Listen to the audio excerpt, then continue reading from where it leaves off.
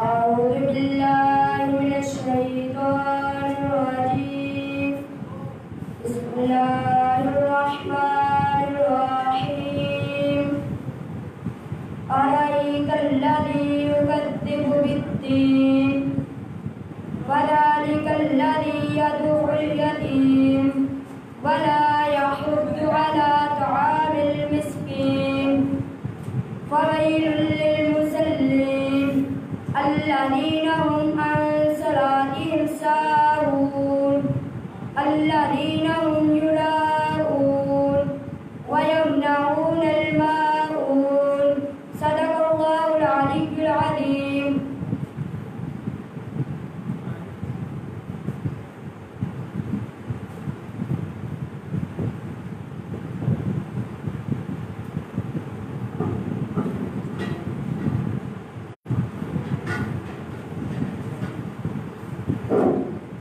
Sallallahu alaihi ya Rasulullah wa sallam alaika ya Habiballah. Nabi ke nawase Husain bin Haidar narattan kabata nimhane chale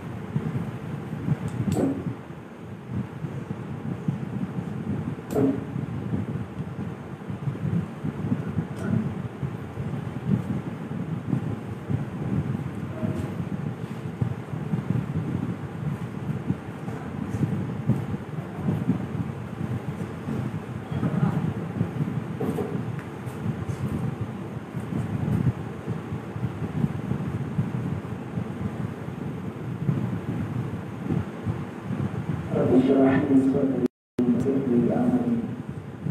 واحلل عقدة من لساني يفقهوا قولي. يا رسول الله انظر حالنا يا حبيب الله اسمع قالنا إننا في بحر من مغرق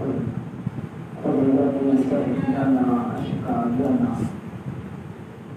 رضيت بالله ربا وبالإسلام دينا وبمحمد نبيا ورسولا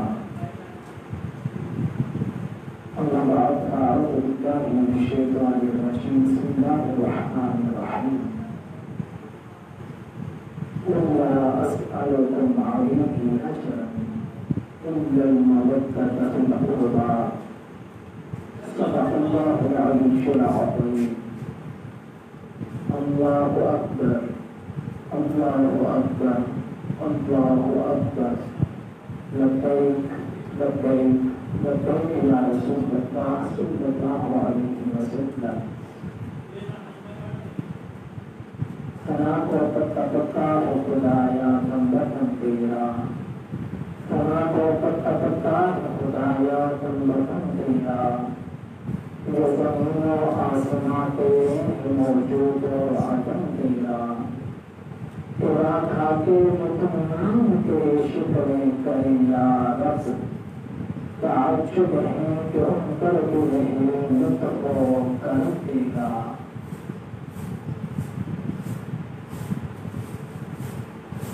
اس کا لڑکا ہے آرزو کا نہ بندگی میری بندگی ہے اس کا لڑکا ہے آرزو کا نہ بندگی میری بندگی ہے یہ سب تمہارا کرم ہے آقا عبادت تک بنی ہوئی ہے بعد خدا تعالی کے اور نبی کریم علیہ الصلوۃ والسلام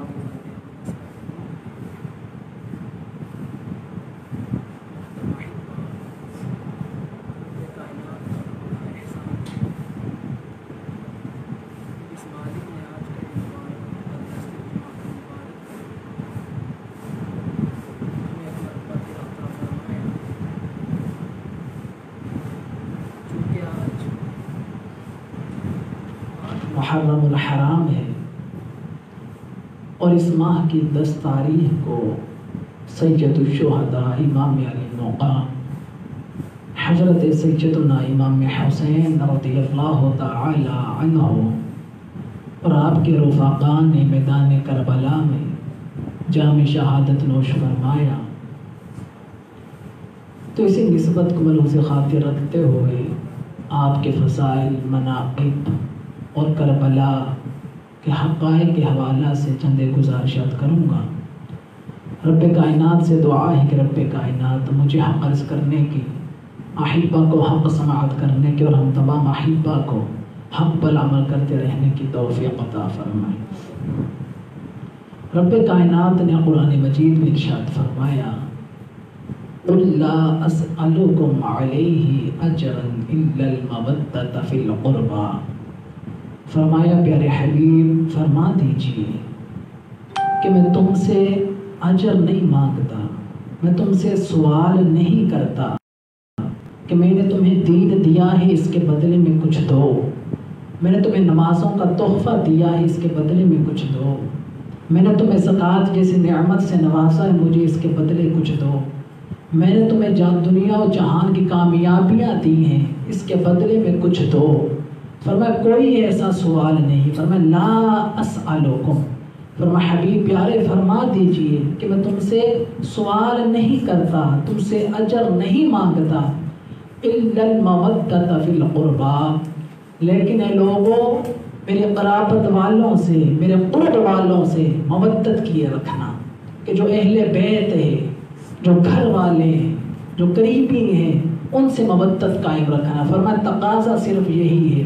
اور یہ بھی تبلیغ کا نتیجہ نہیں ہے یا تبلیغ کا بدلہ نہیں ہے، بلکہ یہ نبی کا تم سے سوال ہے۔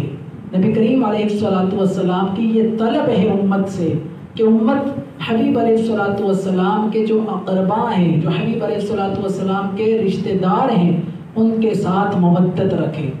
اب مودت کسے کہتے ہیں اس کے بارے میں علماء فرماتے ہیں کہ ایک ہوتی ہے محبت اور ایک ہوتی ہے مودت۔ محبت اس کو کہتے ہیں کہ جس میں انسان کو اپنے محبوب کے ساتھ پیار تو ہوتا ہے، محبت تو ہوتی ہے، اس کی چاہت تو ہوتی ہے، لیکن انسان محبت میں جب اس کا محبوب بچھڑ جائے، اگر اس کا محبوب اس سے جدا ہو جائے تو وہ اپنے محبوب کے بغیر جی لیتا ہے۔ فرمایا یہ محبت میں ہوتا ہے کہ انسان اپنے محبوب کے بغیر، اس کے قرب کے بغیر، اس کی محبت کے بغیر اور اس کی دنیا سے چلے جانے کے بغیر رہ لیتا ہے، لیکن فرمایا محبت جب ہو جاتی ہے پھر ادھر محبوب کا جنازہ نکلتا ساتھ محب کا بھی نکل جاتا ہے۔ یہ محبت ہوتی ہے کہ اس تعلق کو محبت کہتے ہیں کہ محبت کا یہ لیول کہ ادھر سے محبوب جو ہے وہ دنیا چھوڑتا ہے تو پیچھے محب بھی چھوڑ دیتا ہے، یعنی کہ اس قدر یہ آپس میں تعلق ہوتا ہے۔ تو ہمیں جو اہل بیت کے ساتھ حکم دیا گیا وہ محبت کا نہیں، یہاں پر محبت کا حکم دیا گیا،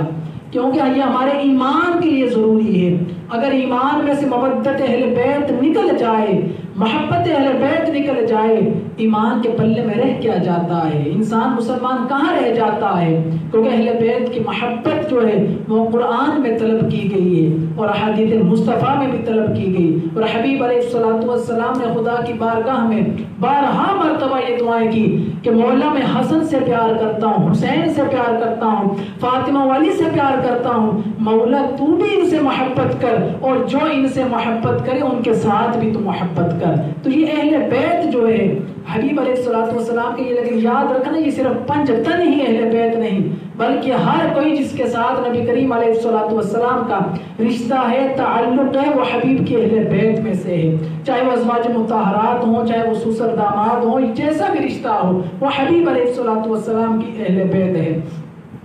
اور ذکر اہل بیت جو کہ آج ہم کرنے بیٹھے ہیں، اس کے متعلق ایک روایت میں آتا ہے، فرماتے کہ جہاں پر ذکر کی مجلس لگتی ہے، ذکر محمد و آل محمد صلی اللہ علیہ وسلم کی، فرمایا جہاں پر مجلس ہوتی ہے وہاں پر خدا تعالیٰ کی رحمت کے فرشتوں کا نزول ہوتا ہے، فرشتے اس مقام پر پہنچتے ہیں، اترتے ہیں اور ان لوگوں کے ہم نشین بن جاتے ہیں اور ان لوگوں کے ساتھ بیٹھ جاتے ہیں جو کہ ذکر محمد و آل محمد کرنے والے ہوتے ہیں۔ اور فرمایا پھر اس کا جب وہ اس محفل کے اندر اس مجلس میں بیٹھے رہتے ہیں تو اس مجلس کے برخاست ہونے کے بعد، اس محفل کے ختم ہونے کے بعد وہ فرشتے آسمان کی جانب بڑھتے ہیں۔ جب آسمانوں کی جانب جاتے ہیں تو دوسرے ملائکہ جو کہ زمین پر اترے نہ تھے، کہ جو زمین پر آئے نہ تھے، جو کہ وہ ذکر کی محفل میں پہنچے نہ تھے، وہ ان سے کہتے فرشتوں تم میں سے ایک عجیب خوشبو محسوس کر رہے ہیں، یہ خوشبو ہم نے پہلے کبھی نہ سونگی تھی، اس خوشبو کو ہم نے پہلے کبھی نہ پایا تھا، لیکن آج تم میں سے ہم ایک عجیب سی خوشبو جو ہے وہ محسوس کر رہے ہیں، بتاؤ یہ کس کی برکت ہے، یہ خوشبو کہاں سے لی ہے؟ تو وہ فرشتے کہتے ہیں کہ یہ خوشبو ہمیں زمین سے ملی ہے۔ پوچھا زمین میں کس مقام سے؟ کہا کہ ایک مقام پر ذکر محمد والے محمد ہو رہا تھا، اس مجلس میں ہم بیٹھے رہے اور اب مجلس ختم ہوئی تو ہم آ گئے ہیں، یہ اس کی برکات سے ہمیں یہ خوشبوئیں عطا ہوئی ہیں۔ فرمایا وہ فرشتے جو آئے نہ تھے، پوچھنے والے تھے، وہ کہتے ہیں فرشتوں وہ محفل کہاں پر ہے، وہ مجلس کہاں پر ہے؟ تو وہ کہتے کہ اب جانے کا کیا فائدہ کہ وہ مجلس تو ختم ہو چکی، لوگ اپنے گھروں کو جا چکے، اس مجلس کو برخاست کر دیا گیا، تم اس جگہ کا پوچھ کر کیا کرو گے؟ اب تم اس مقام کا پوچھ کر کیا کرو گے کہ نہ تو وہاں پر ذکر ہے نہ ذکر کرنے والے بندے ہیں، تو پوچھتے کیوں ہو؟ وہ فرشتے کہتے ہیں کہ اے فرشتوں ہم یہ نہیں چاہتے، اب ہماری چاہت تو تھی کہ ہمیں بھی یہ خوشبو مل جاتی لیکن نہیں ملی، تو اب ہماری تمنا یہ ہے کہ اگر وہ ذکر کی مجلس سے نہیں تو نہ صحیح، اور لوگوں کا ہم نشین نہ ہونا تو نہ صحیح، لیکن کم از کم اس جگہ کی تو زیارت کر کے آئے جہاں پر ذکر محمد و آل محمد ہوا ہے۔ تو محترم احبہ جہاں پر یہ ذکر ہوتا ہے اس جگہ کو دیکھنے کے لیے فرشتوں کا نزول ہوتا ہے، اور فرشتے جو اس میں آ کر ان کے ہم نشین بن جاتے ہیں وہ ایک عجیب خوشبو پاتے ہیں، عجیب مہک پاتے ہیں۔ تو حبیب علیہ الصلوۃ والسلام کی ساری آل ہی برکت والی ہے، ساری آل ہی قابل ذکر ہے، لیکن چونکہ اب 10 محرم الحرام قریب ہے اور 10 محرم الحرام کو امام علی مقام سیدنا امام حسین رضی اللہ تعالی عنہ آپ نے جام شہادت نوش فرمایا، تو اس حوالے سے چند ایک روایات اور آپ نے جو واقعہ کربلا جو رونما ہوا اس حوالے سے چند ایک حقائق بیان کروں گا کہ نبی کریم علیہ الصلوۃ والسلام کو صحابہ نے ایک مقام پر دیکھا، اس کو غیروں نے اپنوں نے سب نے نقل کیا، فرمایا ایک مقام پر حبیب علیہ الصلوۃ والسلام مدینہ المنورہ کی گلیوں سے گزرے تو وہاں سے دیکھا وہاں پر ایک ننھا سا بچہ جو ہے وہ کھیل رہا تھا، تو حبیب علیہ الصلوۃ والسلام نے اسے اٹھایا اور اس کے ساتھ پیار کیا۔ صحابہ نے عرض کی یا رسول اللہ صلی اللہ علیہ وسلم آقا اس بچے سے پیار کا سبب کیا ہے؟ کیونکہ اس بچے کے ساتھ حالانکہ حبیب علیہ الصلوۃ والسلام ہر بچے سے محبت کرنے والے، لیکن اس کے ساتھ محبت کا انداز عجیب تھا، تو صحابہ نے بھی سوال کیا کہ یا رسول اللہ اس کے ساتھ یہ محبت کی وجہ کیا؟ میرے حبیب علیہ الصلوۃ والسلام نے فرمایا میرے صحابہ سنو، اس بچے کو ایک دن میں نے دیکھا تھا کہ میرے حسین کھیل رہا تھا اور یہ بچہ بھی کھیل رہا تھا، فرمایا حسین کا کھیل اپنا تھا، اس بچے کا کھیل اپنا تھا، حسین کا اپنا انداز تھا، اس کا اپنا انداز تھا۔ پوچھا یا رسول اللہ حسین کا کھیل کیا تھا، حسین کا انداز کیا تھا، اور اس بچے کا کھیل اور اس کا انداز کیا تھا؟ میرے حبیب نے ارشاد فرمایا حسین آگے آگے دوڑتا جاتا تھا، یہ پیچھے پیچھے دوڑتا تھا، حسین کو پکڑنے کے لیے نہیں، حسین کے ساتھ کھیل کا ساتھی نہ تھا، فرمایا پیچھے پیچھے بھاگتا تھا۔ فرمایا وجہ یہ تھی کہ جہاں سے حسین قدم اٹھا کر آگے رکھتا تھا یہ بچہ وہاں سے خاک اٹھا کر اپنے اوپر ڈالا کرتا تھا، وہاں سے خاک اٹھا کر اپنی آنکھوں پر لگایا کرتا تھا، فرمایا اس خاک کا ادب کیا کرتا تھا۔ تو فرمایا صحابہ کیا اس بچے کے ساتھ میں پیار نہ کروں، کہ اس کے ساتھ میں شفقت نہ کروں، کہ اس کے ساتھ میں محبت نہ کروں جو میرے حسین کے ساتھ اس قدر محبت کرتا ہے، جو میرے حسین کے ساتھ اس قدر پیار کرتا ہے۔ اور امام حسین رضی اللہ تعالی عنہ آپ کے حبیب علیہ الصلوۃ والسلام نے آپ کو بھی مقام عنایت فرمایا اور امام حسن کو بھی عنایت فرمایا، جیسا کہ روایات میں آتا ہے کہ ایک موقع پر سیدہ فاطمہ الزہرا رضی اللہ تعالی عنہا آپ حبیب علیہ الصلوۃ والسلام کی بارگاہ میں اپنے شہزادہ کو لے کر حاضر ہوتی ہیں اور عرض کرتی ہیں یا رسول اللہ صلی اللہ علیہ وسلم آقا یہ آپ کے بیٹے ہیں، اپنی وراثت میں سے انہیں بھی کچھ عطا کیجیے، انہیں بھی کچھ مال و متاع، ان کو بھی وراثت میں سے کچھ حصہ دیجیے۔ اب ہمارے ہاں وراثت میں زمین جائیداد مال اشیاء وغیرہ دی جاتی ہیں، لیکن حبیب علیہ الصلوۃ والسلام کیونکہ نبی ہے اور نبی کی وراثت بھی پھر عجیب تھی۔ میرے حبیب علیہ الصلوۃ والسلام نے ارشاد فرمایا بیٹی تم نے سوال کیا ہے کہ وراثت عنایت کرو ان کو، فرمایا کیونکہ انبیاء جو ہے وہ مال پیسہ تو چھوڑ کر نہیں جاتے، مال پیسہ جائیداد یہ ان کی وراثت ہوتی نہیں ہے، تو فرمایا بیٹی اب میں لیکن ان کو اپنا ورثہ دینے لگا ہوں، ان کو میں اپنا حصہ دینے لگا ہوں۔ پوچھا یا رسول اللہ ان کو کس چیز کا وارث بنانے لگے ہیں؟ میرے حبیب نے ارشاد فرمایا حسن میری ہیبت اور میری سرداری کا وارث ہے، فرمایا حسن کی ہیبت میری ہیبت ہے، حسن کی سرداری میری سرداری ہے، جہاں تک میری ہیبت ہے فرمایا وہاں تک حسن کی بھی ہیبت ہے، جہاں تک میری سرداری ہے وہاں تک حسن کی بھی سرداری ہے۔ تو گویا حضرت امیر معاویہ کے ساتھ جو امام حسن نے سلوک کی حقیقتاً وہ حبیب علیہ الصلوۃ والسلام نے امیر معاویہ رضی اللہ تعالیٰ عنہ کو حکومت عنایت کی، کیونکہ حبیب نے اپنی سرداری کی وراثت امام حسن کو عنایت کی تھی۔ تو حضرت امیر معاویہ کا سردار ہونا حاکم ہونا جو ہے وہ حبیب علیہ الصلوۃ والسلام کی گویا کے حکم کے ساتھ تھا، کیونکہ جو ان کا وارث ہے وہ آگے جس کو اپنی جگہ مقام پر ٹھہرا رہا ہے، جس کو بادشاہ بنا رہا ہے، جس کو حاکم بنا رہا ہے وہ حضرت امیر معاویہ کی ذات ہے۔ اور فرمایا کہ حبیب علیہ الصلوۃ والسلام نے اپنی پھر جرأت اور سخاوت کا وارث حبیب علیہ الصلوۃ والسلام نے امام حسین کو بنایا، اور اسی جرأت کی وجہ سے اور اسی سخاوت کا مظاہرہ کربلا میں دیکھنے کو ملا کہ جب ایسی سخاوت کی کہ جیسی سخاوت کسی نے پہلے کی نہ تھی، سارا کنبہ لٹایا، خود کی جان دے دی، پہلے اس طرح کی مثال ملتی نہیں ہے۔ تو فرمایا اسی وجہ سے حسین کی سخاوت یہ ہے کہ لوگ مال دیتے ہیں، متاع دیتے ہیں، جگہ جائیداد زمینیں دیتے ہیں دین کی خاطر، لیکن حسین کی سخاوت ایسی ہے کہ حسین اپنے اہل و عیال کی جان بھی دی اور اپنی جان بھی دی، اور یہ سخاوت مصطفیٰ کے وارث ہونے کی وجہ سے تھا۔ تو حبیب علیہ الصلوۃ والسلام کی جرأت اور سخاوت کا مظہر امام حسین، اور حبیب کی ہیبت و سرداری کا مظہر امام حسن رضی اللہ تعالی عنہ۔ تو فرماتے جب حضرت امیر معاویہ رضی اللہ تعالی عنہ آپ کا وصال با کمال ہوتا ہے، آپ کا انتقال ہوتا ہے، تو اس کے بعد کوفہ سے خط آنا شروع ہو جاتے ہیں، اور یاد رکھیے کہ خط لکھنے والے تمام کے تمام غیروں کی کتابوں میں موجود ہے، اپنوں میں بھی موجود ہے، کہ تمام کے تمام خط لکھنے والے جو تھے یہ شیعہ تھے، یہ رافضی تھے، کیونکہ خطوط کے اندر حضرت امیر معاویہ رضی اللہ تعالی عنہ کے انتقال پر مبارک باتیں دی گئی تھی کہ مبارک ہو حضرت امیر معاویہ کا انتقال ہو چکا ہے۔ البدایہ والنہایہ کے اندر یہ روایات موجود ہیں، اور وہ تمام کے تمام بلانے والے جو تھے وہ یہ رافضی تھے، یہ شیعہ تھے، جو کہ آج تک ماتم کرتے آ رہے ہیں۔ تو جب ان کے خطوط پہنچتے ہیں تو حضرت آپ اس وقت پہلے مدینہ منورہ میں موجود تھے، لیکن یزید کی جانب سے جب دباؤ بڑھتا ہے تو آپ کو مدینہ منورہ چھوڑ کر مکہ مکرمہ جانا ہوتا ہے۔ حالانکہ آج ہم یہاں سے مدینہ منورہ جائیں، یہاں کا حاجی مدینہ منورہ جائے زیارات کے لیے، اس سے پوچھئے کہ مدینہ چھوڑنا کتنا مشکل ہے،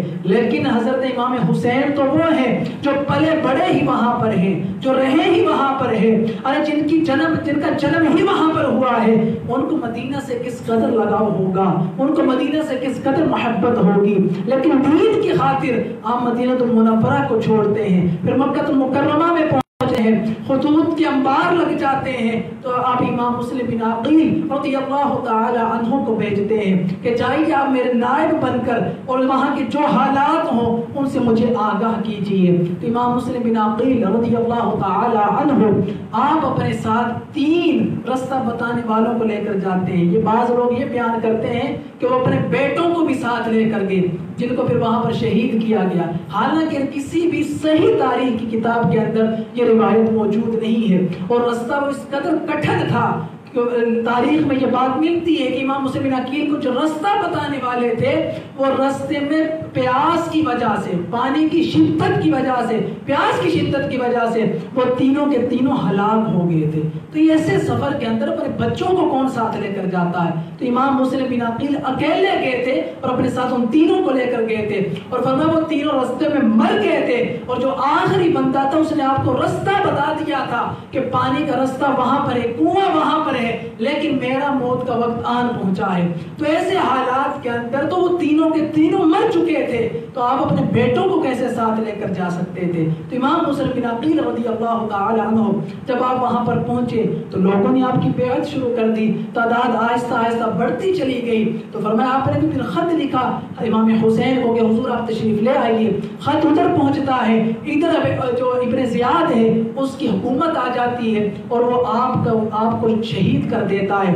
لیکن اس شہید ہونے کی جو بات ہے کیونکہ 9 ذی الحجہ کو آپ کو شہید کیا جاتا ہے، تو امام ادھر مدینہ اور مکہ مکرمہ سے نکل چکے تھے، تو آپ کو رستے میں خبر ملتی ہے کہ حضرت مسلم بن عقیل رضی اللہ تعالی عنہ کو شہید کر دیا گیا ہے۔ تو فرمایا آپ اس کے باوجود کہ آپ کو معلوم ہو چکا تھا، عباس نے تمام نے کہا کہ ہم اپنے بھائی، کسی نے کہا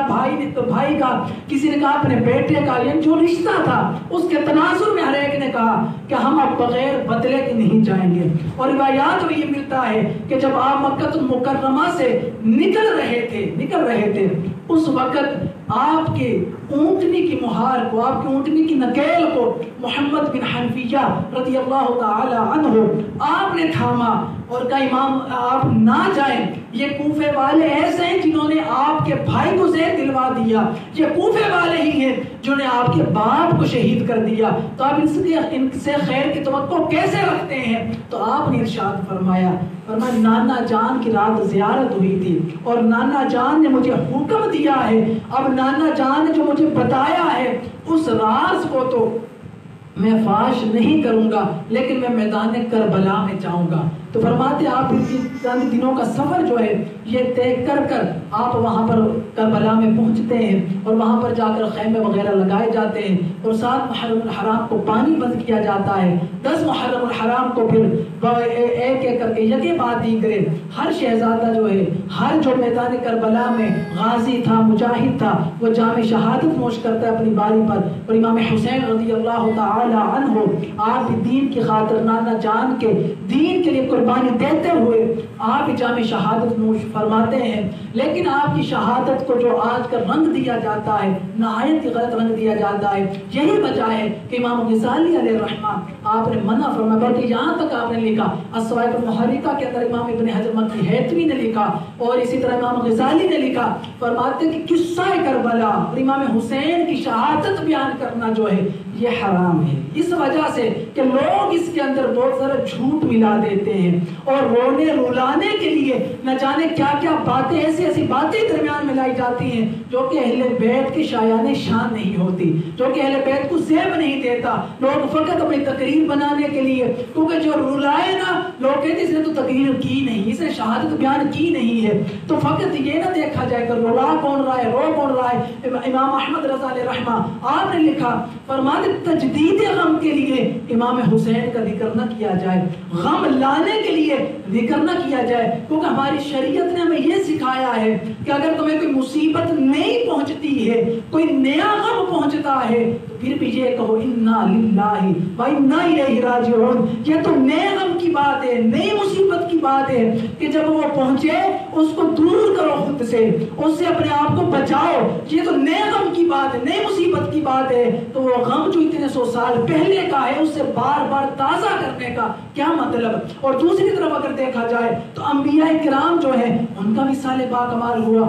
حبیب علیہ الصلوۃ والسلام کا وصال باکمال ہوا. لیکن ربیع الاول کے اندر ہم سوگ نہیں مناتے، ہم غم نہیں مناتے، ہم خوشی مناتے ہیں. کیا وجہ ہے؟ حبیب علیہ الصلوۃ والسلام کے دنیا سے جانے کا اگر غم جو تھا وہ منانا اتنا ہی لازم تھا تو حبیب کا غم منایا جاتا. ربیع الاول میں ہم محفل میلاد نہ کرتے بلکہ وفات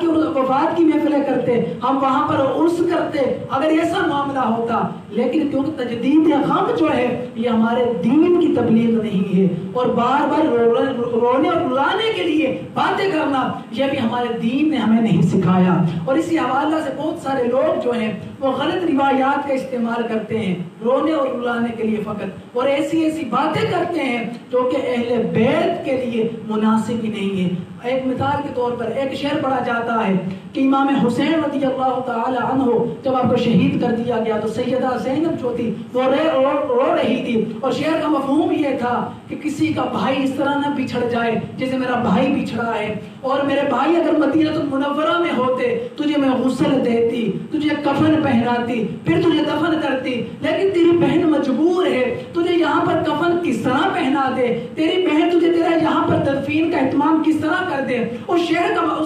کا مفہوم یہ ہے، حالانکہ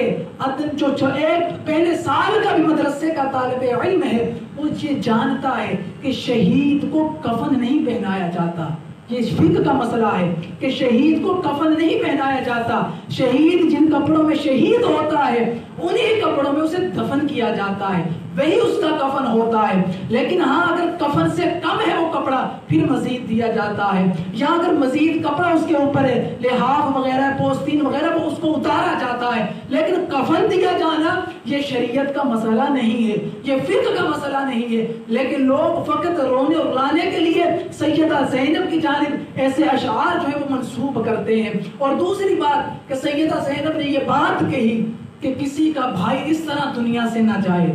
اس طرح بہنوں کا یہ حال نہ ہو جائے. آج کے دور کے اندر بھی اگر آپ کسی شہید کو دیکھیں، جیسا کہ ہمارے حال ہی کے اندر غازی ممتاز حسین قادری علیہ رحمہ، اگر ان کے گھر والوں سے آپ پوچھیں، ان کی بہنوں سے آپ پوچھیں، وہ تو چاہیں گے کہ ہمارا ہر بھائی اسی طرح شہید ہو جائے. جو شہید کی بہن ہوتی ہے اس کی تمنا یہ ہوتی ہے میرا دوسرا بھائی بھی ایسے چلا جائے، تیسرا بھی ایسا چلا جائے. ہر بہن کی یہ تمنا ہے کہ وہ خود بھی جام شہادت نوش کرے، اس کا بھائی بھی شہادت کا جام نوش کرے. تو یہ کیسے ہو سکتا ہے ہے کہ سیدہ زینب نے یہ کہا ہو کہ کسی کا بھائی اس طرح دنیا سے نہ جائے. یہ تو ہر بھائی کی تمنا ہے کہ مجھے جام شہادت ملے, ہر بہن کی تمنا ہے کہ میرے بھائی کو جام شہادت ملے. تو پھر سیدہ زینب کس طرح اس سے بچ سکتی ہیں؟ سیدہ زینب کس طرح اس کا انکار کر سکتی ہیں یا اس کے مر جانے پر اس طرح کا گلہ کر سکتی ہیں؟ تو یہ ایک ایسا شعر ہے کہ جس کو غلط رنگ دے کر ان کی جانب جو ہے منسوب کیا جاتا ہے. اور ایک واقعہ بیان کیا جاتا ہے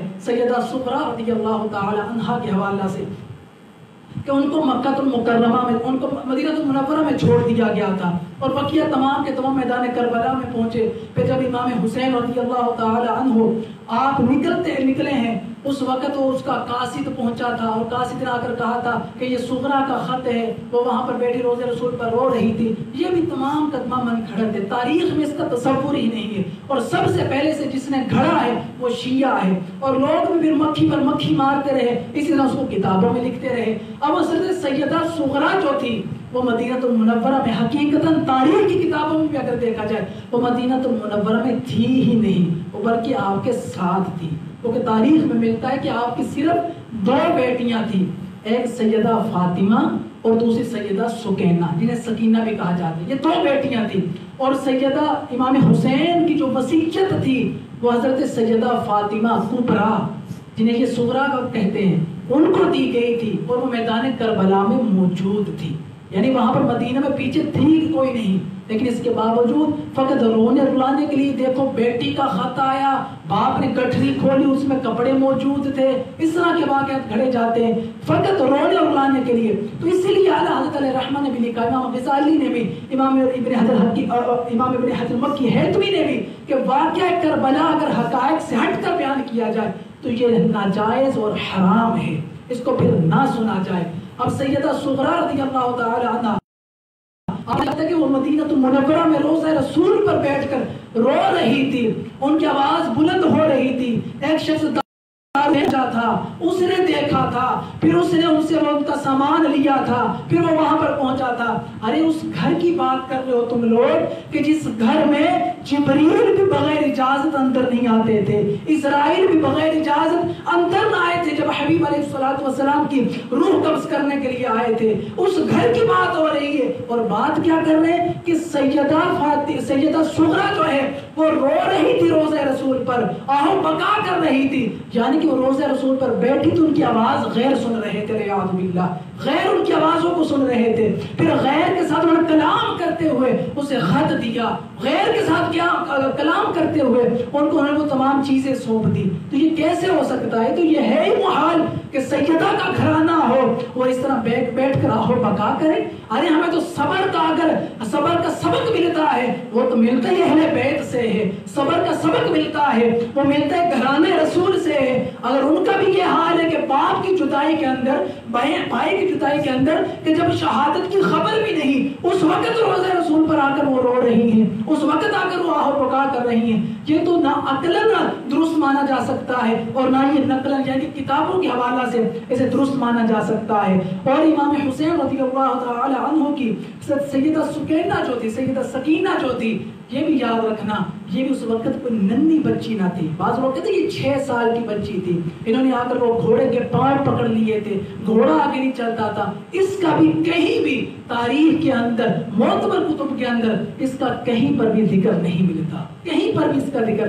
نہیں ملتا. کیونکہ سیدہ سکینہ جو تھی ان کا نکاح پہلے ہو چکا تھا اور وہ بالغ تھی اس وقت, اور وہ امام زین العابدین رضی اللہ تعالیٰ عنہ کی بہن تھی, اور حضرت عبید اللہ جو کہ امام حسن کے بیٹے تھے ان کے ساتھ ان کی شادی ہو چکی تھی. اور جو دوسری سیدہ فاطمہ کبریٰ تھی ان کی شادی سیدہ امام حسن مثنیٰ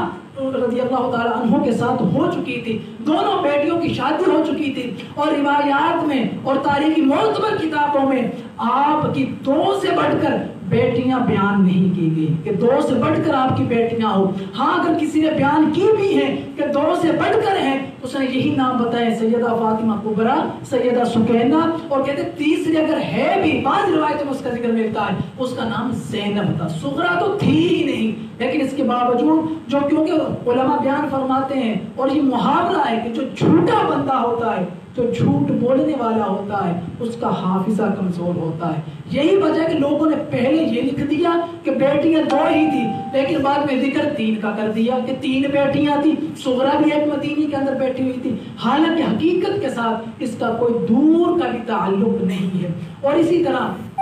امام مسلم بن عقیل رضی اللہ تعالیٰ عنہ کے آپ کے شہزادوں کے حوالے سے میں نے پہلے بھی عرض کیا کہ یہ واقعہ بھی گھڑا جاتا ہے. اور آپ کے جو بیٹے تھے وہ وہاں پر پہنچے، پھر ان کو پہلے وہ کسی کے گھر، پھر وہ کسی کے گھر، پھر ان کو مدینہ منورہ کے قافلے میں روانہ کرنا چاہا، لیکن وہ قافلہ گزر چکا تھا، ان کو اسی طرح شہید کر دیا گیا.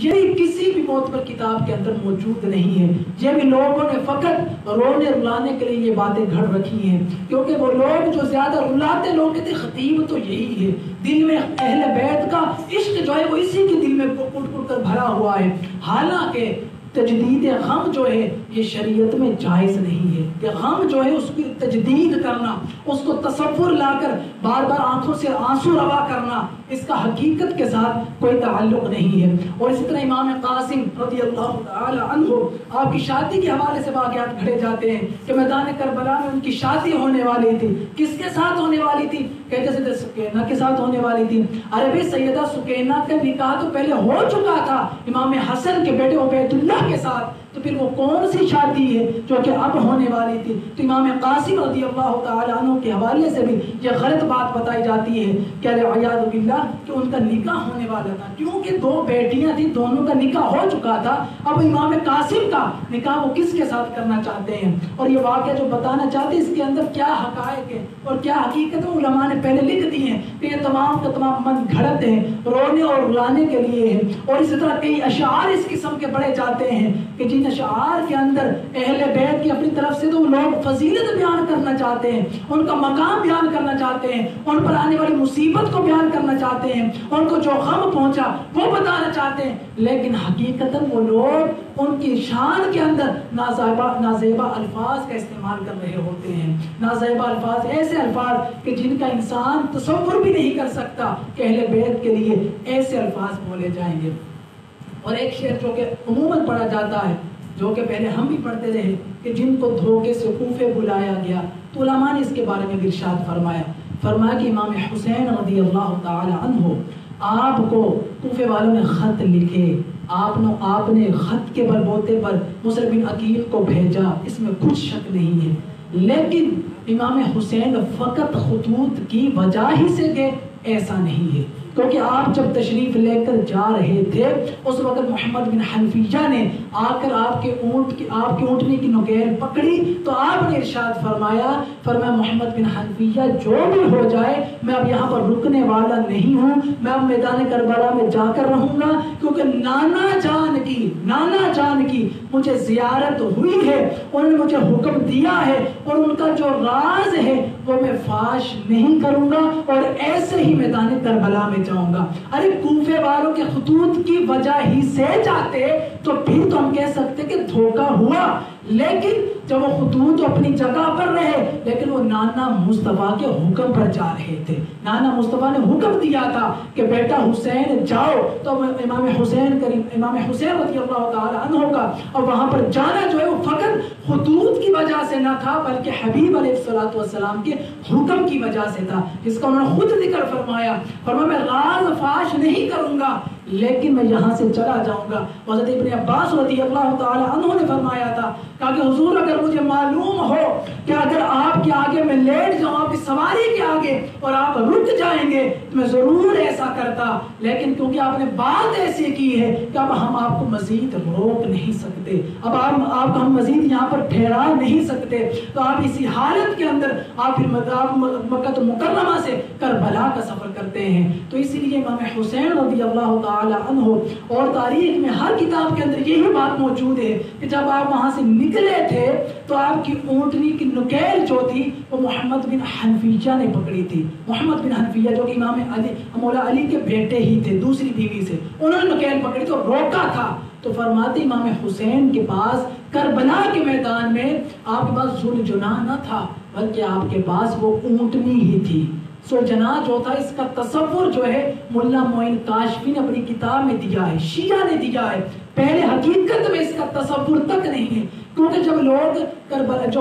کیونکہ عرب کا یہ معمول تھا کہ جب لوگ جو ہے وہ جنگوں کے لیے جاتے یا لوگوں نے دور دراز کے سفر کرنے ہوتے کہ جلدی سے جانا ہے آ جائیے، یہ قاصد وغیرہ، تو ان کے لیے یہ ہوتا تھا کہ وہ گھوڑوں پر سواری کیا کرتے تھے، وہ گھوڑوں پر جایا کرتے تھے۔ لیکن وہ لوگ جو تجارت وغیرہ کیا کرتے تھے یا وہ لوگ جو ایک مقام سے دوسرے مقام تک ہجرت کرنا چاہتے تھے، وہ گھوڑوں کا استعمال نہیں کرتے تھے بلکہ وہ اونٹنیوں کا استعمال کیا کرتے تھے، وہ اونٹ کا استعمال کیا کرتے تھے۔ تو امام حسین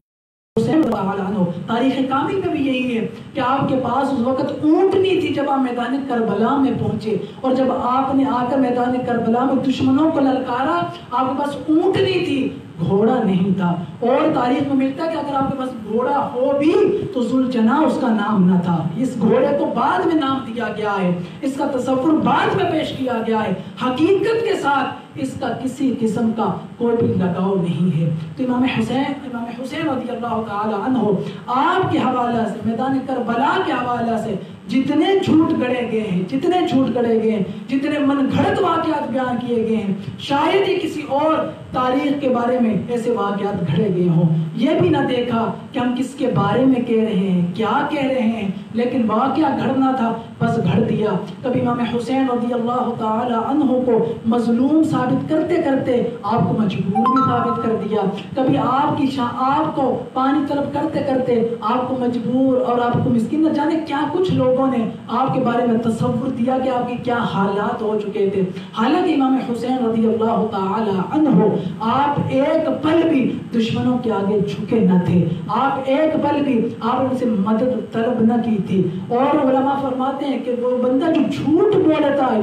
بولتا ہے اس کا حافظہ کمزور ہوتا ہے۔ یہی وجہ کہ فیصل آباد کے مصنف تھا، اس نے لکھا تھا، اس نے اپنی کتاب کے شروع میں یہ بات لکھی تھی کہ امام حسین رضی اللہ تعالیٰ عنہ جب آپ جا رہے تھے تو اس وقت آپ کی حالت یہ تھی کہ اگر آپ کو جبریل بھی روکتا تو آپ نہ رکتے، آپ میدان کربلا میں جا کر ہی رہتے۔ اور دوسرے مقام پر وہی بندہ اسی کتاب میں یہ بات لکھ رہا ہے کہ امام حسین نے وہاں جا کر فرمایا کہ اگر تم چاہو تو اب میں تمہارے سامنے 3 آپشن رکھتا ہوں، ان میں سے کوئی ایک مجھے دو، یا مجھے واپس مدینہ جانے دو، یا مجھے کسی مسلمانوں کی سرحد تک جانے دو، یا مجھے یزید کے ساتھ مذاکرات کرنے دو۔ اب دیکھیے یہاں پر پہلے وہی بندہ، وہی شخص، وہی کتاب پہلے لکھ رہا ہے کہ امام حسین کربلا میں جانا ہی تھا، انہیں رکنا ہی نہ تھا، جبریل بھی آتے تو نہ رکتے، لیکن آگے وہی بندہ کہہ رہا کہ کربلا چھوڑ کر جانا تھا، یا اس مقام پر یا یزید سے مذاکرات کرنے تھے یا واپس آنا تھا، کیونکہ جھوٹا جو بندہ ہوتا ہے اس کا حافظہ کمزور ہوتا ہے۔ اس لیے محترم احبہ، یہ میدان کربلا، اگر آپ واقعات کربلا پڑھنا ہی چاہتے ہیں، جو اتھینٹک علماء ہیں ان کی کتابوں کا مطالعہ کیا جائے۔ یہ ایرا غیرہ جو بھی آ کر بیان کر جاتے ہیں، ہم کہتے ہیں پر جس نے زیادہ رلا دیا، جس نے آنکھوں میں سے آنسو نکلوا دیے، بس یہی بندہ محبت اہل بیت والا ہے، بس اسی بندے کے دل میں عشق ہے، ایسا ہرگز نہیں ہے۔ امام احمد رضا علیہ رحمہ آپ نے لکھا، فرماتے اگر واقعہ کربلا، پہلی تو بات یہ ہے کہ علماء نے، امام ابن حجر مکی نے، امام غزالی صوفی شخصیت تھی، لیکن اس کے باوجود کیونکہ جو صوفیاء ہوتے ہیں ان کے دل تو نازک بہت ہوتے ہیں، ان کے دل نرم بہت ہوتے ہیں، لیکن اس کے باوجود امام غزالی نے واقعہ کربلا کو بیان کرنا حرام لکھا، فرمایا اس لیے کہ اس میں جھوٹ کو شامل کیا جاتا ہے، اور جس کی وجہ سے بہت سارے ایسے معاملات کیے جاتے ہیں کہ جن کا حقیقت کے ساتھ تعلق نہیں ہوتا، اور ان کو حقیقت کے ساتھ جب ملایا جاتا ہے تو وہ بجائے اس کے کہ اہل بیت کی شان بیان کی جائے، ان کی شان میں گستاخی ہو جاتی ہے۔ اور حبیب علیہ الصلوۃ والسلام کے دیوانوں، ان میں سے چند ایک حقائق جو تھے وہ میں آپ کے سامنے رکھے، جو ان کی لمبی فہرست ہے، لیکن بیان کرنے کا مقصد یہ ہے کہ کربلا جو ہے، پہلی تو بات یہ ہے کہ علماء نے منع لکھا ہے کہ واقعہ کربلا جو ہے اس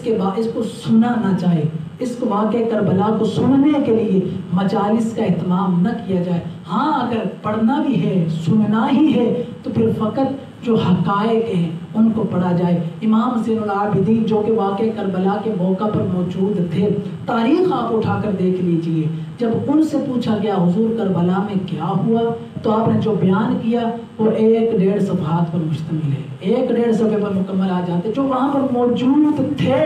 ان کی یہ حالت ہے کہ وہ 1-1.5 صفحے پر بات ختم کر رہے، لیکن وہاں پر جو موجود نہ تھا، کسی نے 2 گھنٹے کی تقریر بنائی ہے، کسی نے 3 گھنٹے کی تقریر بنائی ہے، کسی نے پوری 2 جلدیں، کسی نے 3 جلدیں لکھ دی، جو وہاں پر موجود نہ تھا، جو موجود ہے اس نے 1-1.5 صفحہ بیان کیا اور کہا بات ختم، بس اتنا کربلا میں ہوا۔ لیکن وہ لوگ جنہوں نے صرف مال پیسہ بٹورنا تھا، لوگوں کو رونا اور رلا کر ان کے جذبات سے کھیل کر ان کے مال پیسہ بٹورنا تھا، انہوں نے جانے حقائق کے اندر کیا کچھ شامل کر دیا۔ تو اس لیے اس تمام کو اگر واقع کربلا اگر پڑھنا ہی ہے، پھر علماء کے رائے کے مطابق کہ علماء کہاں سے حکم دیتے وہاں سے پڑھا جائے، جہاں سے روکتے ہیں وہاں سے رکا جائے۔ اور یہ شیعوں کی جو مجالس ہیں، جو رافضیوں کی مجالس ہیں، ان میں جانا اشد حرام ہے، ان میں جانے کی قطعاً اجازت شریعت نے ہمیں نہیں دی۔ فتح رضویہ میں اعلیٰ حضرت نے بھی یہی لکھا کہ کیونکہ ان کے مجالس کے اندر بسا اوقات یہ لوگ کفریات بک دیتے ہیں، کبھی صحابہ کے بارے میں تبرہ کرتے ہیں، کبھی اہل بیت کے بارے میں، اور سنی جو ہے وہ ناسمجھ ہو کر اس کو سمجھنے لگتے اور وہ بس واہ واہ بلے بلے اس طرح کی باتیں کر کے آ جاتا ہے اور اپنا ایمان جو ہے وہ گوا بیٹھتا ہے۔ جیسا کہ حال ہی کے اندر غالباً پرسوں کی بات ہے کہ ملعونوں کا ایک جو آصف الوی ذاکر تھا، اس ملعون نے اسلام آباد میں، اسلام شہر اقتدار کے اندر اس نے بیان کرتے ہوئے حضرت صدیق اکبر رضی اللہ تعالی عنہ کو العیاذ باللہ کافر تک کا لفظ استعمال کیا۔ تو حضرت سیدنا صدیق اکبر رضی اللہ تعالی عنہ وہ ہیں کہ جن کی صحابیت کا منکر جو ہے وہ کافر ہو جاتا ہے۔ تو وہ شخص جو ان کو کافر کہے، ہم اگر اس کو کافر نہ کہیں تو اور اس کو کیا کہیں کہ ہم اس کو پھوروں کے ہاتھ ڈالیں؟ اور پھر اس حکومت وقت نے اس کے ساتھ کیا تعاون کیا کہ راتوں رات وہ بندہ انگلینڈ پہنچ چکا ہے، برطانیہ پہنچ چکا ہے۔ کیوں کہ پھر وہ کہتے ہیں یہ تفرقہ بازی مولوی کرتے ہیں، یہ تفرقہ بازی کرنے میں گورنمنٹ کا پورا ہاتھ ہے۔ نہیں تو کیا وہاں پر پولیس کے سامنے اس بندے نے یہ بکواس نہ کی تھی کہ وہاں پر پولیس موجود نہ تھی، کہ وہ شہر اقتدار نہ تھا، کہ وہ اسلام آباد نہ تھا، کہ وہ دارالحکومت نہ تھا، کہ جہاں پر اس بندے نے بکواس کی ہے، لیکن اس کے باوجود نہ اس کو پکڑا گیا، نہ کچھ دیگر معاملات ہوئے۔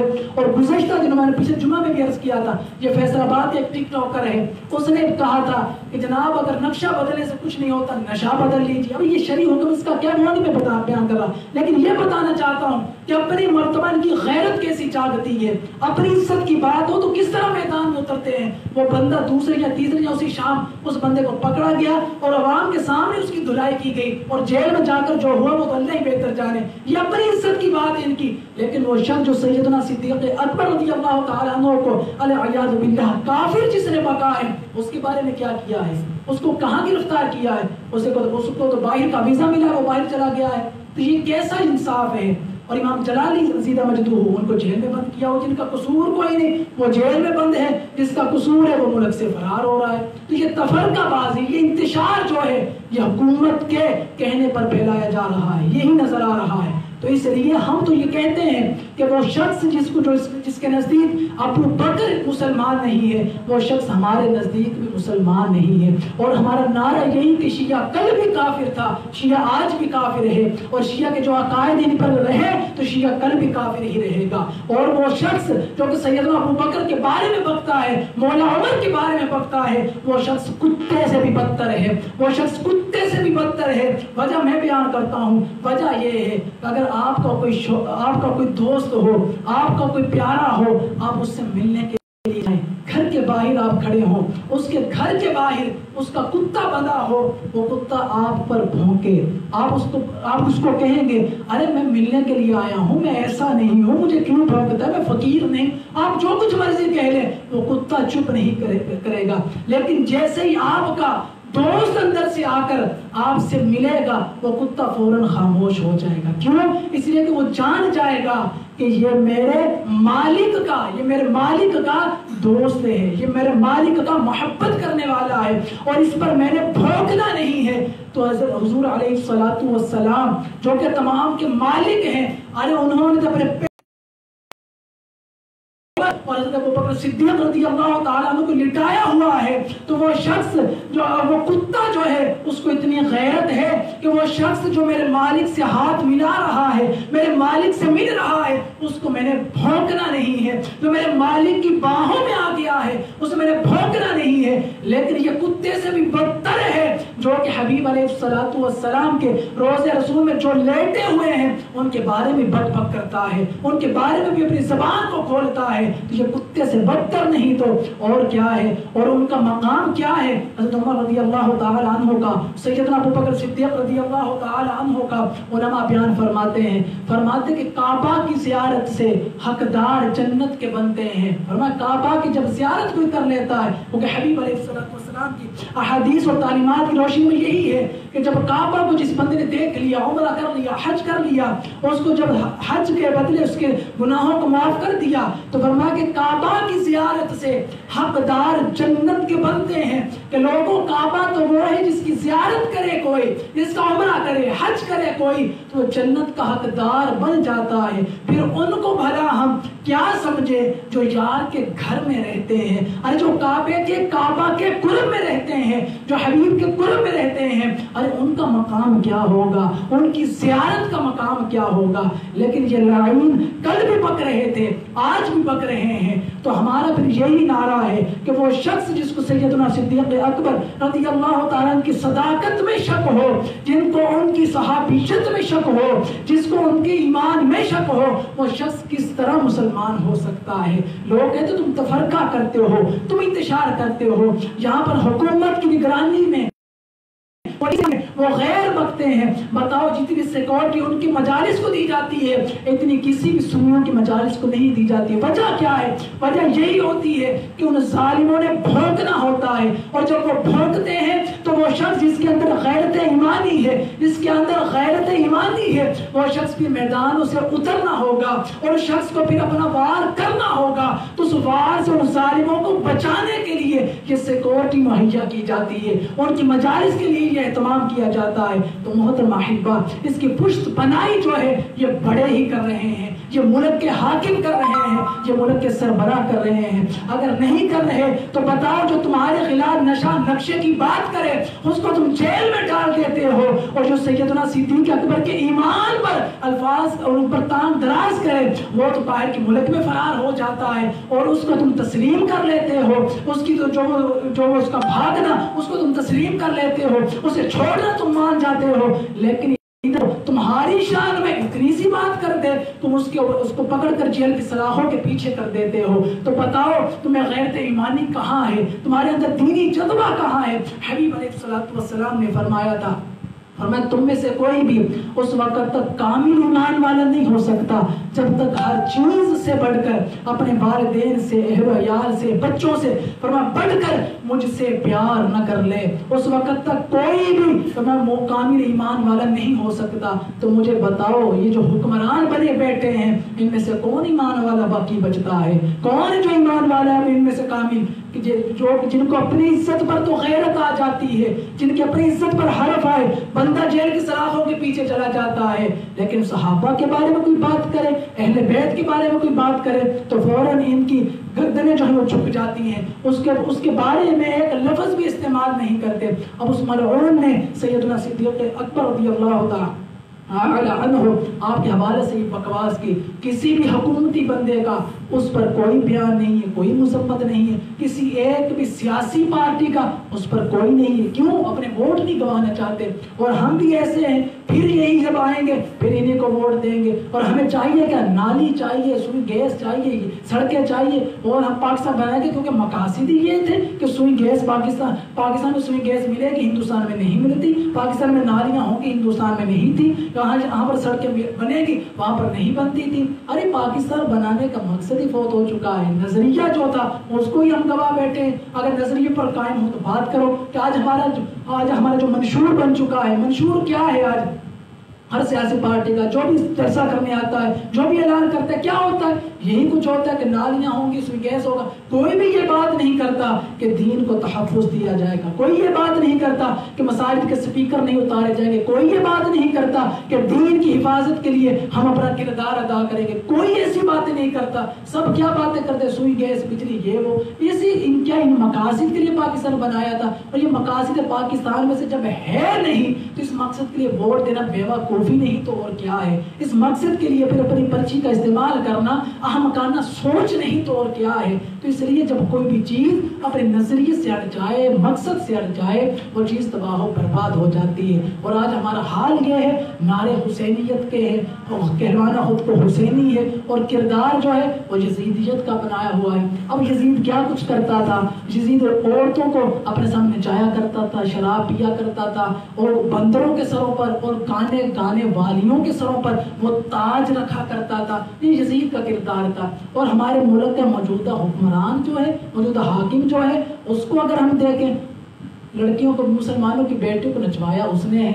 اور جو غیروں جو تھی رنڈی اداکارائیں ان کو تمغے اس نے دیے ہیں. تو مجھے بتاؤ یزید نے بھی تو یہی کچھ کیا تھا، یزید کا کردار بھی تو یہی تھا. پھر ہمارا یہ ووٹ دینا کیا ہے؟ پھر ہمارا یہ حسینی خود کو کہلوانا کیا ہے؟ یہ حسینیت کے نعرے لگوانا کیا ہے؟ ارے حسینی تو تب ہونا جب تم حسین کی فکر سے بھی پیار کرو، حسین کے مقاصد سے بھی پیار کرو. ہم نے حسین کے مقاصد کو چھوڑ دیا اور جو دوسری باتیں ان تمام کو پکڑ لیا ہے، جن کا حقیقت کے ساتھ تعلق ہی نہیں ہے. یہ فقط نعرے بازی لگا دینا، فقط ان کا نام لے دینا. کردار ہمارا کچھ کہتا ہے، قول ہمارا کچھ کہتا ہے. حسینیت تو یہ ہے کہ وہ شخص جو طوائف، جو عورتوں کو نچائے، جو ان کا مجرا دیکھے، اس بندے کو ووٹ نہ دیا جائے، اس بندے کی بیعت نہ کی جائے. حسینیت تو اس کا نام ہے. وہ شخص جو کنجریوں کا ایوارڈ دے، اس شخص کی بیعت نہ کی جائے. حسین تو اس کا نام ہے. وہ شخص جو شریعت کے ساتھ جو شریعت کے ساتھ غداری کرے، جو شریعت کو پس پشت ڈالے،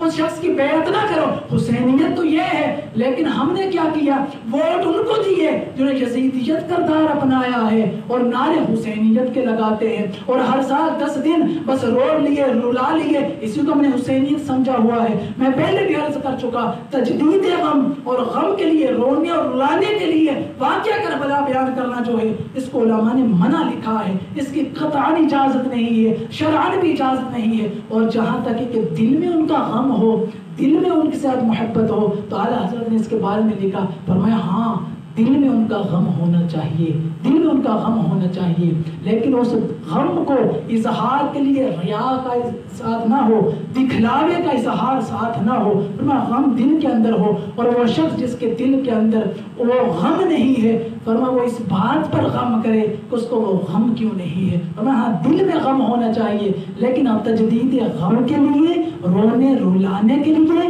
فرمایا یہ باتیں کرنا جو یہ شرعاً اس کی کہیں بھی اجازت نہیں ملتی. تو محترم احبہ، اس لیے فقط حسینی نعرہ نہ لگے، صرف حسینی مشن کا نعرہ نہ لگے، صرف حسینیت زندہ باد اس کے نعرے نہ لگے، بلکہ جو حسینی کردار ہے، امام حسین رضی اللہ تعالی عنہ، یہ بھی یاد رکھنا آپ حبیب علیہ السلام کے سجادہ نشین تھے. آپ وہاں پر اس وقت روضہ رسول پر تھے. آپ سے بڑا اس وقت کوئی پیر نہ تھا، آپ سے بڑا اس وقت کوئی خطیب نہ تھا، آپ سے بڑا اس وقت کوئی مولوی نہ تھا. لیکن اس کے باوجود آپ نے میدان سیاست میں آپ آئے، آپ سیاست کے میدان میں آئے. اگر آپ سیاست میں نہ آئے تو پھر بیعت کیسی تھی؟ اگر آپ سیاست میں نہ آئے تو پھر حکومت آپ کیسی تھی؟ تو آپ سیاست میں آئے تو یہ سیاست کرنا یہ تو امام حسین کی سنت ہے. سیاست کے لیے میدان میں آنا کہ جب جابر قاہر جو ہے، جب جابر حکمران جو مسلط ہوں، اس وقت حسینی کردار ادا کرنا یہ امام حسین کی سنت ہے. اور یاد رکھنا امام حسین رضی اللہ تعالی عنہ کا جب بچپن تھا، اس وقت شریعت نے امام حسین کے ناز اٹھائے تھے، لیکن جب آپ بالغ ہوئے اس کے بعد پھر شریعت کے ناز امام حسین نے اٹھائے تھے. اور شریعت کا بچاؤ کے لیے ہی آپ کو کربلا میں جانا تھا، کیونکہ حبیب علیہ السلام کا حبیب علیہ السلام نے خواب میں آپ کو حکم دیا تھا جانے کا، یہ اسی کا آپ نے اظہار فرمایا تھا. اس سے آگے آپ نے بھی اظہار نہیں فرمایا. آپ فرمایا مجھے جاننے کا حکم ہے، آگے جو ہے وہ راز ہے اور راز میں فاش نہیں کروں گا. اس لیے امام حسین رضی اللہ تعالی عنہ آپ کا میدان کربلا میں جانا، وہاں پر جا کر سر کٹانا، اپنے خاندان والوں کی قربانی دینا، وہ اس لیے نہ تھا کہ لوگ بعد میں آ کر نظر و نیاز کریں، لوگ ماتم کریں یا لوگ بعد میں دیگے چڑھاتے رہے، یہ ان کے مقاصد نہ تھے. مقاصد ان کا دین کی سربلندی تھا، مقصد ان کا نماز کی حفاظت تھا، مقصد ان کا دین کی حفاظت تھا۔ تو آج ہم خود اپنے گریبان میں جھانک کر دیکھ سکتے ہیں کہ ہم حسینی کردار کتنا ادا کر رہے ہیں اور یزیدی کردار ہمارے اندر کتنا ہے۔ اور وہ لوگ جو کہ شریعت میں جن کو ووٹ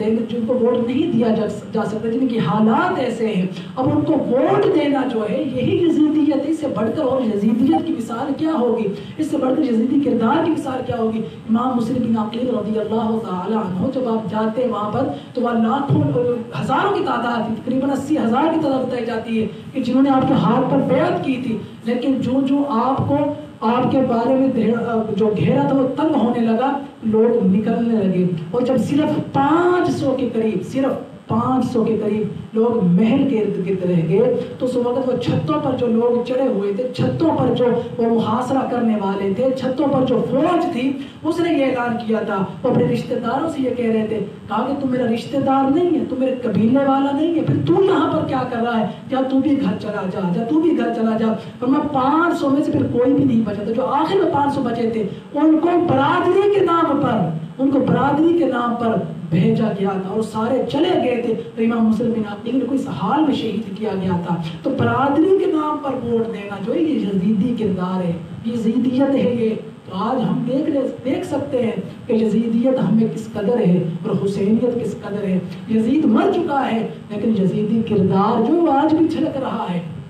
یزید کی تعلیمات جو وہ آج بھی نظر آ رہی ہیں، یزیدیت جو ہے وہ آج بھی نظر آ رہی ہے۔ تو اس لیے محترم احبہ، فقط یہ نعرے نہ ہو،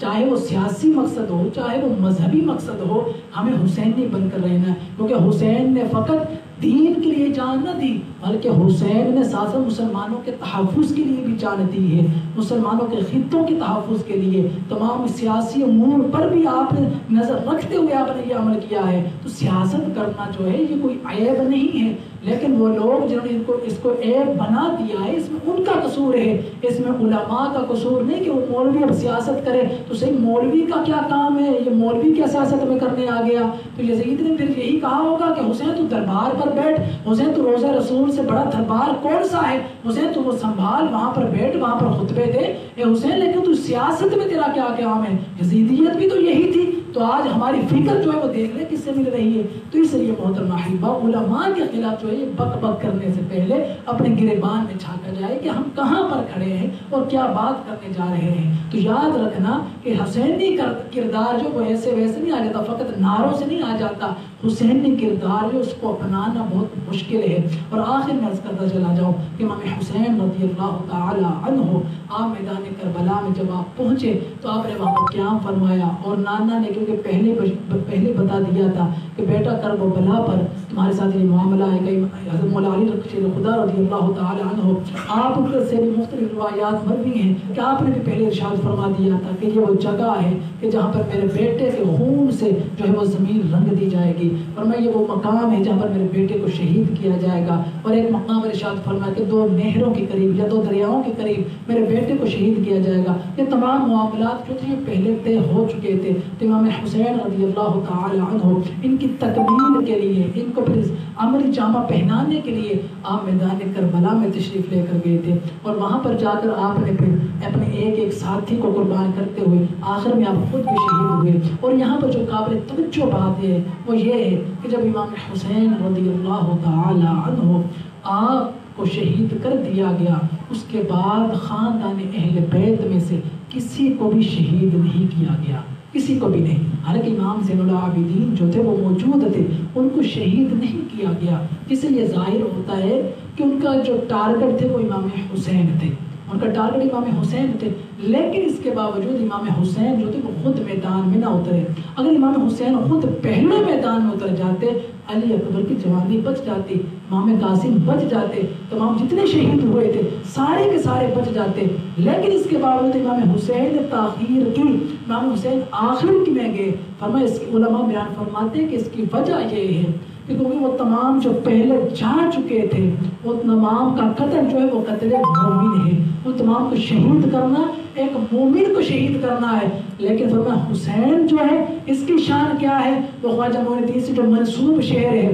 اس میں بیان کیا جاتا ہے کہ دین است حسین، کہ حسین دین ہے۔ ہمیں اس لیے آپ یزیدیوں کو روک رہے تھے کہ مجھ تک بڑھونا اتنی چلتی، کیونکہ ان تمام کا قتل تو قتل مومن ہے، لیکن میرا قتل کیا ہے؟ وہ قتل دین ہے۔ لیکن حقیقت یہ ہے کہ اسلام زندہ، اور جو شعر لکھنے والا تو اس نے لکھا تھا اسلام زندہ ہوتا ہے کربلا کے بعد، لیکن میرے مرشد فرماتے ایسا نہیں، بلکہ یوں کہا کرو کہ اسلام زندہ ہو گیا کربلا کے بعد، اس لیے کہ حسین کے بعد نہ تو کوئی دوسرا حسین آیا ہے اور یزید کے بعد نہ کوئی دوسرا یزید آیا ہے۔ تو پھر یہ ہوتا ہے کا کیا مطلب؟ بس ایسے کو ہو گیا کربلا کے بعد، کہ جب کربلا برپا ہوئی اس کے بعد اسلام زندہ ہو گیا ہے۔ اس کے بعد یہ نہیں کہ ہوتا ہے ہر سال ہی ہوتا ہے، ایسا نہیں، بس اس وقت ہو گیا اور اب تک اسلام زندہ ہی ہے۔ تو محترم احبہ، امام حسین رضی اللہ تعالیٰ عنہ آپ خود آگے نہ بڑھے، پھر تمام کو بھیجا، اور یہی وجہ ہے کہ حبیب علیہ الصلوۃ والسلام آپ جب نماز ادا فرما رہے تھے تو امام حسین کے خیال کی وجہ سے آپ نے نماز کو لمبا کیا تھا۔ تو علماء یہاں پر بھی بیان فرماتے ہیں، اگر یہ کہا جائے کہ نبی کو دنیا کا خیال تھا، نبی کو اپنے نواسے کا خیال تھا، تو ارے نبی کا جو امتی ہے اور نبی کا جو علی ہے اس کی شان یہ ہے وہ نماز ادا کرے، تیر نکل جائے خبر نہیں ہوتی۔ یہ کیسے ہو سکتا ہے؟ امام الانبیاء نماز ادا کر رہے ہیں اور ان کو دنیا کا خیال ہو، ان کو نواسے کا خیال ہو؟ فرماتے یہی وجہ ہے کہ امام حسین جو اس وقت ان پر تھے، یہ نہ کہو کہ حسین اوپر تھے، بلکہ یہ کہو دین است حسین، کہ دین اوپر تھے۔ اس لیے حبیب علیہ الصلوۃ والسلام تصور دین میں تھے، تصور دنیا میں نہ تھے۔ یہی وجہ ہے کہ آپ نے کربلا میں خود پہلے آگے نہ بڑھے، پہلے بلکہ آپ نے اپنے تمام جتنے بھی ساتھی تھے، جتنے رفقا تھے، ان کو ایک ایک کر کے بھیجتے گئے۔ جب تمام نے جام شہادت نوش کیا، آخر میں آپ نے جام شہادت نوش کیا۔ اور یہیں پر ایک اور اعتراض اٹھایا جاتا ہے، لوگ کہتے اس وقت صحابہ کی اولادیں موجود تھی، صحابہ کی اولادوں نے یا صحابہ نے آ کر ساتھ نہ کیوں نہ دیا؟ تو سنو، 1.5 درجن کے قریب مولا علی کی اولاد اس وقت مکہ المکرمہ میں اور مدینہ المنورہ میں موجود تھی۔ تو اعتراض یہ وہاں پر بھی لگ سکتا ہے کہ وہ پھر وہاں پر کیوں نہیں گئے، انہوں نے ساتھ آ کر مدد نہیں کی؟ اس کا جواب یہی ہے کہ حسین نے کہا کب تھا کہ میری مدد کرو، حسین نے کہا کب تھا کہ میں جنگ کرنے کے لیے جا رہا ہوں، جو وہ ان کا ساتھ دیتے۔ اور عمر بن سعد جو اس تمام کا کھلاڑی تھا، اس کے بارے میں کہا جاتا ہے کہ وہ سعد بن ابی وقاص رضی اللہ تعالیٰ عنہ جلیل القدر صحابی جو کہ عشرہ مبشرہ میں سے ہیں، ان کا بیٹا تھا۔ دیکھو جی، صحابی کا بیٹا تو اس نے یہ کام کر دیا، صحابی کا بیٹا تو اس نے یہ کیا۔ میں نے کہا جناب، جو جس کا عمل ہو اسی کو دوش دیا جاتا ہے، اس کے باپ پر انگلی نہیں اٹھائی جاتی، اس کے رشتہ دار پر انگلی نہیں اٹھائی جاتی۔ اگر رشتہ دار پر یا باپ پر انگلی اٹھاؤ گے تو سیدنا آدم کہاں جائیں گے؟ ارے ان کے بیٹے نے قتل کیا تھا اپنے دوسرے بھائی کا، وہاں پر کہاں جاؤ گے؟ حضرت نوح کا بیٹا ہے کافر، اور کافر جو کہتا تھا میں پہاڑ پر چڑھ جاؤں گا، بچ جاؤں گا، تو اس کے بارے میں پھر کیا کہو گے؟ باپ کا قصور ہے اس میں؟ ایسا نہیں ہے، جو بھی کرتے ہے اپنا عمل کرتا ہے، اس کا دوش اسی کو دیا جائے گا۔ اور اسی طرح سیدنا علی مرتضیٰ شیر خدا رضی اللہ تعالی عنہ آپ کے حوالے سے کہ شیمر، جس کے بارے میں روایات میں آتا ہے کہ اس نے امام حسین کے سر کو تن سے جدا کیا تھا، اور بعض روایات میں آتا ہے کہ شہید کرنے والا ہی وہ تھا۔ شیمر جو تھا، تاریخ اٹھا کر دیکھ لیجئے، سیرت کی کتب اٹھا کر دیکھ لیجئے، شیمر کون تھا، اس کا تعارف آپ لوگوں کو یہی ملے گا کہ شیمر مولا علی شیر خدا کا سالہ تھا۔ حضرت عباس علمدار جو کہ میدان کربلا میں شہید ہوئے، ان کا سگا ماموں تھا۔ تو اگر رشتہ داریوں کی وجہ سے دوش دیا جانے لگے، اگر رشتہ داریوں کی وجہ سے برا بلا کہا جانے لگے، تو مولا علی کہاں جائیں گے؟ خود عباس علمدار کہاں جائیں گے؟ ان کا سگا ماموں مقابلے میں آیا ہوا ہے۔ تو عمر بن سعد نے جو بھی معاملات کیے وہ اس کے ساتھ ہیں، ان کی وجہ سے سعد بن ابی وقاص رضی اللہ تعالی عنہ جو کہ جلیل القدر صحابی ہے، جن کا اعلیٰ مرتبہ ہے، ان کے حوالے سے ہم زبان تان دراز نہیں کر سکتے، ان پر ہم مشت تنقید جو ہے وہ نہیں اٹھا سکتے، ان کا ادب ہم کریں تو ان کی زیادہ محبت کریں گے۔ اسی طرح سے امیر معاویہ رضی اللہ تعالی عنہ، ان کے ساتھ ہماری محبت اسی طرح قائم رہے گی۔ یزید کا جو کردار ہے اس کے ساتھ ہے، اس کا حضرت امیر معاویہ کے ساتھ کوئی تعلق نہیں، بلکہ آپ نے جو وصیت کی تھی الوداع اور نہایا کے اندر تاریخ ابن کثیر میں وہ وصیت لکھی ہوئی ہے کہ آپ نے ارشاد فرمایا بیٹا جو یہ جو حسین ہے ابو عبداللہ حسین جو ہے بیٹا ان کے ساتھ ہمیشہ محبت رکھنا، ان کے ساتھ ہمیشہ اچھا سلوک کرنا، ان کے ساتھ ہمیشہ نرمی والا برتاؤ کرنا۔ اور امام حسن اور امام حسین جو تھے حضرت امیر معاویہ رضی اللہ تعالی عنہ سے یہ دونوں نذرانے وصول کرتے رہے، ان کے شاہی مہمان بنتے رہے، تو حضرت امیر معاویہ پر بھی زبان تان دراز نہ کی جائے گی یزید کے کردار کی وجہ سے، اور اسی طرح حضرت سعد بن وقاص پر بھی زبان تان دراز نہیں کی جائے گی عمر بن سعد کے کردار کی وجہ سے، کیونکہ ان کا کردار جو ہے ان کے ساتھ ہے۔ صحابہ پر انگشت تنقید نہیں اٹھائی جائے گی، اور ہم اہل بیت کی محبت والے ہیں اور صحابہ کی محبت والے ہیں، اور ہم نہ ادھر بھونکنے کسی کو دیں گے اور نہ ہی ادھر کسی کو بھونکنے دیں گے۔ تو اسی لیے وہ شخص جو کہ حضرت ابوبکر کو کافر سمجھتا ہے ہم اسے الگ اعلان کافر سمجھتے ہیں، اور جو اس کی پشت پناہی کرنے والے ہیں ان کا نتیجہ کیا ہے، انجام کیا ہے، وہ انشاءاللہ چند دنوں میں وہ تمام احبہ بھی دیکھ لیں گے۔ تو محترم احبہ، اس لیے میں پہلے بھی عرض کر چکا سیدنا صدیق اکبر رضی اللہ تعالی عنہ آپ کی تو صحابیت جو ہے وہ قرآن سے ثابت ہے، آپ کی صحابیت کا منکر ہی اسلام سے خارج ہے، آپ کی صحابیت کو نہ ماننے والا ہی دین سے نکل جاتا ہے۔ تو وہ شخص جو کہ حضرت ابوبکر کو کافر کہتا ہے وہ شخص خود بہت بڑا کافر ہے۔ اور یاد رکھنا یہ تمام لوگ جو صحابہ پر تبرہ کرتے ہیں آپ کو تاریخ کے اندر ان کا ایک بھی اسلام کی خاطر اچھا قدم نظر نہیں آئے گا کہ کہیں انہوں نے اسلام کی خاطر کو قربانی دی ہو، کہیں اسلام کو بچانے کے لیے انہوں نے کردار ادا کیا ہو، کہیں پر بھی نظر نہیں آئے گا۔ انہوں نے کیا ہے، مولا علی شیر خدا رضی اللہ تعالی عنہ کو شہید کرنے والے یہ ہیں، اور تمام سازشیں کرنے والے، اور مولا علی پر بھی کفر کا فتویٰ لگانے والے یہ خود ہیں۔ اور آج کئی ان میں سے وہ ہیں جو کہ مولا علی شیر خدا کو خدا سمجھنے والے ہیں، بعض وہ ہیں جو آپ کو انبیاء پر فضیلت دیتے ہیں۔ تو یہ تمام کے تمام کفریہ عقائد ہیں، تو یہ شخص یہ تمام لوگ مسلمان کیسے ہو سکتے ہیں؟ تو اس لیے محترم احبہ اپنے ایمان کی حفاظت کیجئے۔ ہم پہلے کہتے ہیں کہ ہم انتشار پھیلانے والے نہیں، فرقہ واریت نہ ہمارا مقصد ہے اور نہ ہم فرقہ واریت کرنے والے ہیں، لیکن آپ دیکھ سکتے ہیں شہر اقتدار میں، دارالحکومت میں، اس تمام پولیس کی نگرانی میں اس شخص نے کتنا بڑا جملہ استعمال کیا، نہ حکومت حرکت میں آئی، نہ ہی کوئی عدالت حرکت میں آتی ہے، اور نہ ہی کوئی ادارہ حرکت میں آتا ہے۔ بس کیا ہے، سنی میدان میں نکلتے ہیں، اپنا کردار ادا کرتے ہیں، واپس چلے جاتے ہیں۔ حکومت جو ہے اس کو کوئی بھی قدم نہیں اٹھاتی۔ تو اس تمام کیا آپ نظر آ رہا ہے وہ شخص جو ہے وہ برطانیہ چلا گیا ہے، تو اب ہمیں بتائیے کہ وہ سازش جو تھی وہ کس کے تحت کی گئی تھی، اور وہ شخص جو چلا گیا ہے اسے پکڑا کیوں نہ گیا تھا؟ تو وجہ یہی ہے کہ یہ حکومتیں جو ہیں، یہ حاکمان وقت جو ہوتے ہیں، یہ خود انتشار پھیلانے والے، خود فرقہ واریت کروانے والے ہیں، لیکن بعد میں جو ہے یہ علماء پر پابندی لگا دو، ان کی زبان بندیاں کر دو، یہ سپیکر ہو تو رات ان کی بڑا فرقہ واریت ہو رہی ہے۔ بھائی یہ تمہاری نگرانی میں ہو رہے ہیں، دارالحکومت میں ہو رہے ہیں، اس پر تمہاری زبان کیوں نہیں کھلتی؟ اس پر تم نے اس کو کیوں نہ پکڑا؟ تمہاری تو خود بندہ کہتے ہیں حکومت جو تھی وہ خود اس کو پکڑتی، FIR پر خود درج کرتی، لیکن کوئی اس پر ایکشن نہیں ہے۔ وجہ کیا ہے؟ وجہ یہی ہے کہ جو اہل سنت اس کو کمزور کیا جا رہا ہے، اور جو انتشار اور تفرقہ جو ہے اس پر دھبا جو ہے پھر اہل سنت پر لگا دیا جاتا ہے۔ دیکھیں جی، اس نے ان کو کافر کہہ دیا، فلاں پر کفر کا فتویٰ لگا دیا۔ ارے بھی چور کو چور نہ کہیں تو کیا کہیں، ڈاکو کو ڈاکو نہ کہیں تو کیا کہیں، اور کافر کو کافر نہ کہیں تو کیا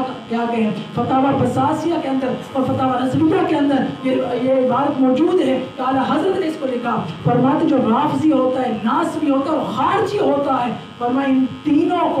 تینوں قسم کی قوموں کو فرمایا کافر کہنا واجب ہے، چپ بھی نہیں رہا جا سکتا کہ بھی چھوڑو جی، رہنے دو جی، مولویوں کے مسئلے یہ بھی نہیں کہا جا سکتا، فرمایا ان تینوں قسم کے لوگوں کو کافر کہنا یہ واجب ہے۔ اس لیے محترم احبہ اپنے دین کی حفاظت کیجئے۔ ہمارا پیارا مسلک ہے اس میں محبت اہل بیت بھی ہے، محبت صحابہ بھی ہے، اور محبت صحابہ اہل بیت کے بردار بھی ہیں، اور ان محبتوں کو قائم رکھنے والے بھی ہیں۔ تو اس لیے شہادت حسین کے حوالے سے جو گفتگو میں نے کی اس کو بھی اپنے دل میں جگہ دیجئے، اور جو من گھڑت واقعات ہیں ان سے خود کو بچائیے اور اپنے بچوں کو بھی بچائیے۔ اور یہ رونے اور رولانے کے متعلق بھی اعلیٰ حضرت کی عبارت پیش کر چکا کہ آپ نے ارشاد فرمایا